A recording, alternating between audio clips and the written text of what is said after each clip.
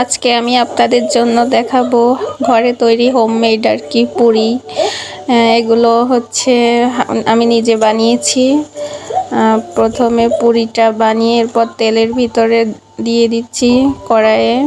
তেলটা কিছু সময় গরম করে নিয়ে তারপর আমি কয়েকটা পুরি দিয়ে সুন্দর করে ভেজে নিচ্ছি। আসলে আমি পুরের ভিডিওটা তখন করতে পারি না, এই জন্য আর কি দিতে পারি নাই। তবে নেক্সট টাইম পুরের ভিডিওটা আমি আপনাদেরকে শেয়ার করব।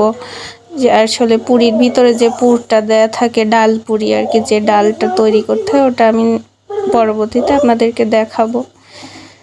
তা দেখতেই পাচ্ছেন পুরিগুলো কত সুন্দর ভাজা হচ্ছে। পুরিগুলো আসলে খুব সুন্দর কালার এসে যাচ্ছে এবং পুরিগুলো দেখছেন কত সুন্দর ফুলকো ফুলকো হয়েছে। পুরিগুলো আমি নামিয়ে নিয়েছি কড়াই থেকে। দেখতেই পাচ্ছেন কত সুন্দর ফুলকো ফুলকো